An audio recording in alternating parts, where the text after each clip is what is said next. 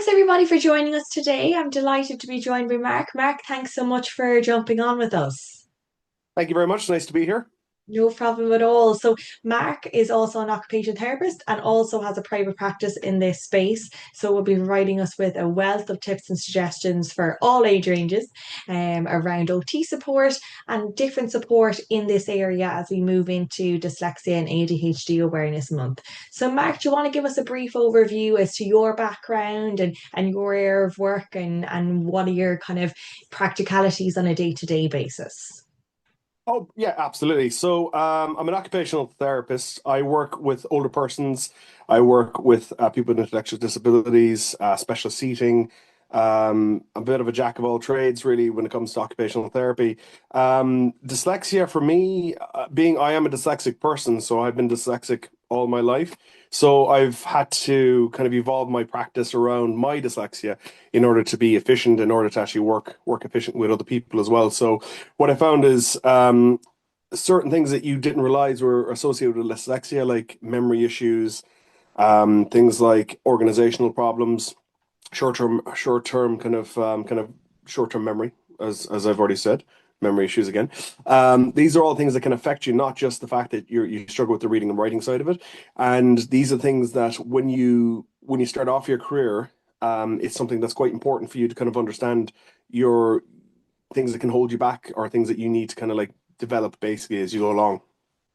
Very So much these are so. something that's, yeah, absolutely. And I think for me personally, when I started off as an OT, part of it from a personal perspective, I think there is an emotional aspect of it because you do feel like your peers have something you don't have, and it always kind of makes you feel like you've been pushed back.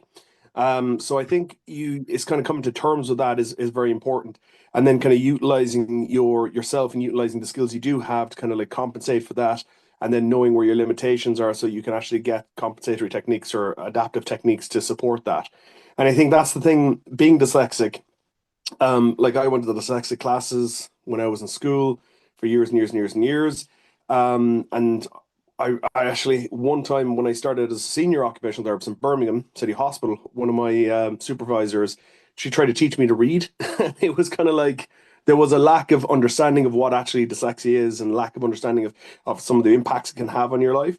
So I think that's, for me, that's one of the things that I find quite passionate about, kind of supporting people with dyslexia and kind of showing that, look, I can do it, you can do it. It does take time, it does take energy, and it does take techniques to go through that. What I would say is one of the things I found was the organizational thing was massive for me because I used to try to keep everything in my head. And I didn't like reading and writing to be blunt. So what I've done now is when I kind of identified those issues, I started writing things down in my diary and kind of doing tick lists and things like that. And I found that that really did help.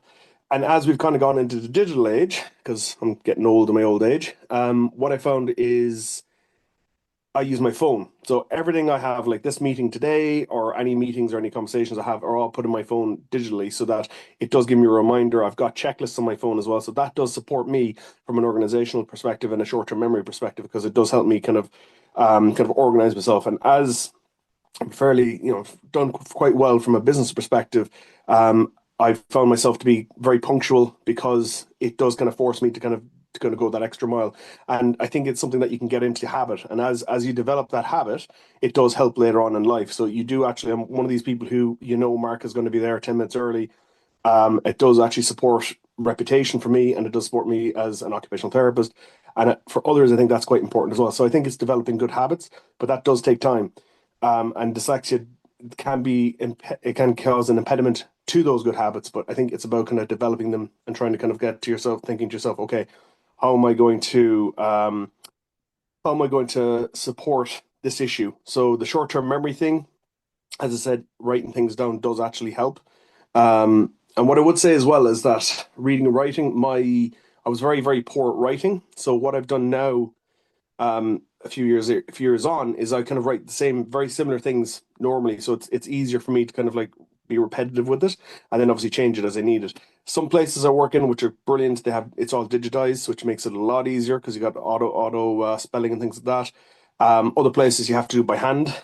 Sometimes you get around those problems saying, look, can I email you my notes? and then they can put it in things. Because as an occupational therapist or any healthcare professional, you have to do a lot of notes. So sometimes it's just about kind of like kind of looking at, can I use digitally do that? HSC doesn't really do a lot of digitization, but it is something you can do and then put it into the notes. So it does help. Totally. Well, that's great with Definitely. the practicality there, Mark, and also your own Mm, experience.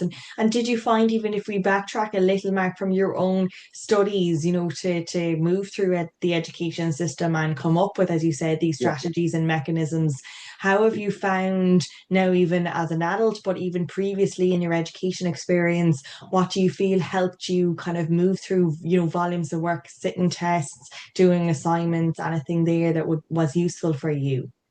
I think in my day, because I'm, as I say, I've been around a while.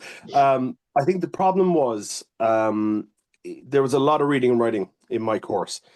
Unfortunately, I did my course in the UK. It wasn't unfortunate because it was a great course, but it was I didn't get as much support because I was a foreign student. So because of that, I didn't get any kind of IT support or anything like that, but they did give me a dyslexic class once every so often, which was the same stuff as I've already done. What I would say is that that was challenging for me.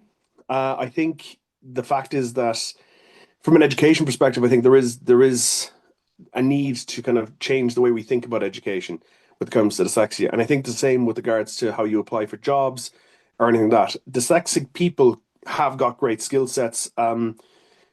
We're creative and we can kind of like work around these issues. But when it comes to actually kind of the volume of reading and writing you have to do, it's designed in a more traditionalist function. It's more designed from a traditionalist perspective, saying you have to memorize everything in this book, or at least 90% of the book, and then you have to put it down on paper.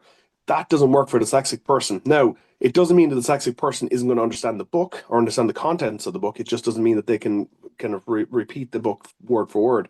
So I found university very challenging from that perspective. I had help. My dad, in fairness, he read for spelling errors throughout the entire thing, and that was a long, long. That was a lot of essays. That was like 3,000 word essays. So the poor man was like going through it just for spelling inconsistencies and things like that, and there was a lot of them. But what I would say is that that was the challenging aspect. When I started working from a practical perspective, it was completely different. The theory, I was actually quite good at theory when it came to actually working out in kind of placements and things like that, because the theory, it made sense to me when I actually saw it happening, but when people verbalized it to me, from a learning perspective, it was kind of like it was hard for me to imagine what exactly they're talking about. And I think today it's a bit different because you've got AI, so you might be able to use AI to kind of summarize a lot better or verbalize stuff for you. And I think that might kind of help dyslexic people going forward. And I think it might be a good resource. But when I was going to college, it was completely, it was just, you literally had to slog. I would spend every single night, I'd spend 2 hours every single night doing essay work, basically from the start of semester to the end of semester. And that would be range sea to shine. I'd come in at 2 in the morning after having a great night out, and I'd be doing kind of like stuff like that. And it was just because I felt like I had to.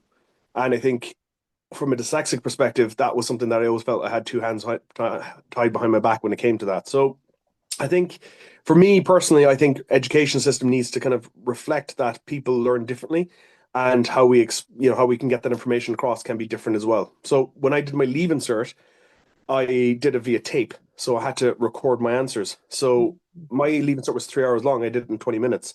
And I found that was okay. I had a reader as well. So someone sat in the room with me. They read the questions to me.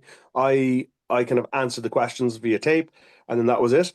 Um, so I think it was okay, but it didn't really kind of get to the crux of, like I could verbalize quite easily, but I don't think it kind of like it helped me kind of feel like, oh, am I kind of really doing well or not doing well? Because I got the exact same results in both leaving cert and junior cert. So it was kind of like it was kind of like I don't know if they just kind of copied and pasted or what.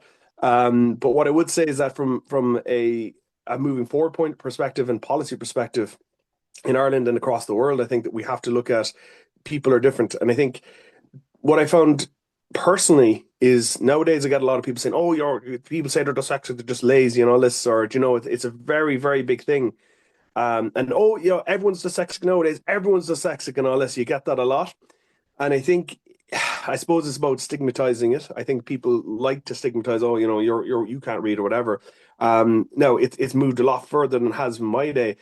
And people I know who were kind of before me, they would not say they're dyslexic, or they wouldn't know they're dyslexic, and they just been thought they were, not that smart.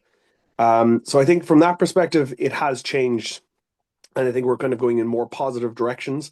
But I think the way we approach education has to change to support people who don't kind of learn the same way as other people. Like my roommate in college was fantastic. She was a brilliant OT. She could do an essay in a night. She was absolutely fantastic, and she'd always get high marks. She was brilliant. Whereas I couldn't do that. I'd be spending like hours and hours and hours per week doing it, and I'd still come out like bottom of the class. So I think, from my perspective, I think it's something that has to be worked on. Likewise, what I would say about kind of the kind of earlier education, secondary school, like I was diagnosed as dyslexic at 14. Um, my teacher actually said, "You said you're quite bright, but you just don't seem to do well in the tests." And I was thinking, "Oh, okay, thanks very much." Which is, I think, it's probably a common thing. They think, "Yeah, you're quite bright." And what I found is that the at that time I got one dyslexic class a week, and it was the same thing. It was kind of like, it was just kind of like throwing spaghetti against the wall and hope something stuck.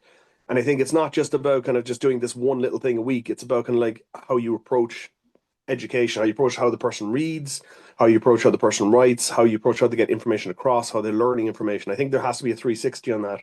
And I think that's something that we have to move forward with. Likewise, I applied for the HSC, and they have an essay questions. Essay questions. I emailed the HR and I said, look, these essay questions. I'm dyslexic. I put it. I'm happily put it in my form, and I don't think these essay questions kind of can reflect how good or bad I am. And they say, oh no, it doesn't matter. They don't have any points. But I think from the psychological aspect, when you go into the interview, you're getting your information from that for your questions, because these are kind of like bulk interviews. So they don't interview me separately. They kind of do us all kind of like, they do like these big week-long interviews for OT panels, not just for an OT job. So you can't really get an understanding of the person, because my essay and your essay might be completely different. You might have a fantastic essay. So that's something that I kind of like, it kind of showed me that, look, I think dyslexia is still one of these things that people are kind of just hesitant about, or this is the way we've always done it. And why can't we just stick to the reading and writing way? But why can't we just think of different ways to do it? Different ways to get around it. That's my thought anyway. Completely. And I suppose the practicality there from the education space is great, Mm. Mark, as to obviously an awful lot of wiggle room there for that to be moved forward. Mm. And I suppose maybe from your professional capacity then, Mark, of dealing maybe with parents and different age ranges, in a home-based context, maybe with a child with dyslexia or a learning difference, there's a massive growth with accessibility and lots of students that we would work with, etc., going to OT, and that's way more prominent than Yeah. even when I was in school. Do you think that should be a natural route for lots of people with a learning difference? And what are the kind of overview that OTs offer to students and families for anybody that isn't familiar with OT work? So, occupational therapy, and I love occupational therapy. It's something I'm very passionate about. But occupational therapy is about problem solving. So it's about identifying issues, and how you get around these issues is you use kind of rehabilitation or support, or developing kind of new skills, or use adaptation. So you use kind of something to help you do things. For instance, when I was kind of like in my second job, first job, I used a computer. So I used to verbalize into the computer, and the computer was meant to have read and write software. Terrible at the time, because it didn't understand my Irish accent. So like I'd have to have a secretary go over it again. So you'd use adaptive equipment. But there's also, like I was talking about with regards to kind of scheduling things like that, you can use adaptive equipment, but it also helps with regards to memory, kind of a memory thing. So for instance, OTs, as we both know, have issues with short-term memory, and organization. So it's about how do you remember things. So like on a Monday, I know I have to X, Y, Z on a Monday. On a Tuesday, I have to do X, Y, Z. So these techniques will help with that. I think when we approach occupational therapy from a student's perspective, I think it's about not just thinking reading and writing is the only issue that person has because they're dyslexic. It's about thinking, okay, well, what other issues is that person having, and looking for a 360 viewpoint. So it's about, from an occupational therapy point of view, it's about assessing the person's current abilities, where there could potentially be deficits, and then assessing what kind of supports that person needs to put in place, or what kind of techniques we can try to put in place to support that person. With the OT classes, there was genuinely the schools and the university did try their best to kind of support me. Um, but the problem was it wasn't reevaluating what kind of impact those classes were having. It wasn't looking at what other aspects of being dyslexic are having on my, school life or university life. And that was the kind of the issue. It was kind of like, okay, there is a problem. We'll put something in place, job done, but it's not the reevaluation. And that's the key. Because what we need to do is we need to look at, from a student perspective, we need to look at, okay, Mark is dyslexic, fair enough. He's struggling with his reading and writing, fair enough. How do we get that information across to Mark? So we'll just put Mark in his dyslexic class. That's fine, but can we do like audiobooks for Mark that's have the same information on it? Mark might learn better from a verbalization perspective. Or can we kind of have documentaries and stuff like that, or YouTube videos and things like that, where Mark can actually visualize it as well. So we're changing the way Mark's actually learning, not just from one perspective, from multiple perspectives. Then we look at Mark's how Mark is getting into classes. Is Mark forgetting things when he's going to classes? Is Mark taking a little bit longer to kind of process information? Fine. Then why don't we have like videotape the classes, or kind of record the classes so that Mark can have that recording at the end of the day or things like that, so he can go over to for himself, and giving him time to do that as well. So rather than just saying do that at home, because I think from a psychological perspective, home is important because home is your safe place. And it shouldn't be somewhere you just kind of feel, oh, I'm dyslexic at home as well as I'm dyslexic at school. It should be somewhere you can kind of feel like you're actually not put under pressure at home. I think when you're using those kind of techniques, when you're actually using the kind of like visual learning and audio learning, and maybe even kind of like actually doing a bit of reading and writing, I think all those things can actually support Mark to actually get that information into his head. And then when you're getting the information out, it might be verbalization, like I did when I was on my Leaving Cert or Junior Cert, or actually kind of changing the way we kind of like format it. So you might have a system where Mark can actually listen to the questions and listen to the kind of answers, or verbalize the answers, put it down like that. So I think there's a lot we can do nowadays. Um, when I remember when I was diagnosed as dyslexic, and it was the government psychologist. He said to me, he said, "Yeah, you're severely dyslexic." And I was thinking, "Oh, okay, okay, thanks." And he said, "Yeah, look, right now there's not going to be much we can do for you, but in the future they'll probably have computers that'll help you with reading and writing and all that." And I was thinking, "Oh, great, thanks very much." So that did have an impact on me. But I think we are at the stage now when you've got AI that can actually kind of read for you, that can actually support you. So I think we are in a place now where it's not just about giving Mark a computer or putting Mark in a special class.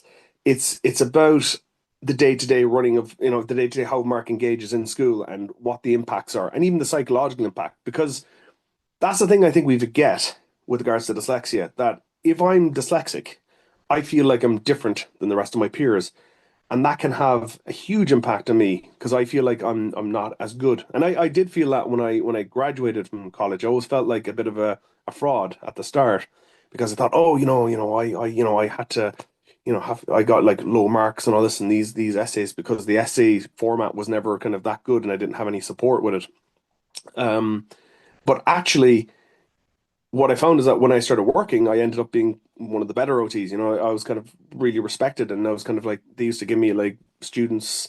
I used to take on students, but they actually used to give me students who've had a difficult time, simply because I could understand it. I can understand their perspective, and I think that's part of the thing. I think when we look at dyslexia, we shouldn't just look at the impact dyslexia has on reading and writing, or even organization. We should look at the psychological impact and how that has going forward as well. How that will have an impact on the person's life going forward, and try to support them, trying to say, look, just because you learn differently doesn't mean you're not as intelligent as anyone else.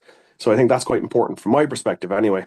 Totally, yeah. And as you say, Marcus, was the evolving of assistive tech and the place and the use for that, but then also those kind of core competency skills of Yeah, empowering a student to learn with still aspects of, everyday reading or everyday writing, absolutely. as obviously there's a massive emphasis on kind of maybe handwriting support, and usually that kind of lands up on the OT's desk to Yeah, support the student with handwriting, which can be extremely useful until they maybe move into a stage then with with typing. Well, it's so great to hear bits of your story, Mark, and practical tips and suggestions for anybody tuning in that would like to learn a little bit more, or to get in touch with you with your own practice. How best can they reach out to you, Mark? Yeah, absolutely. My website is blueshores.ie. So yeah, just you can find me through that. Fabulous, fabulous. Mark, thank you so much for coming on and Thank you sharing very all much. your wealth of experience and personal take on your own dyslexia journey. And we thank everybody for tuning in again for another of our Dyslexia Awareness Month segments. And we look forward to chatting with you all soon.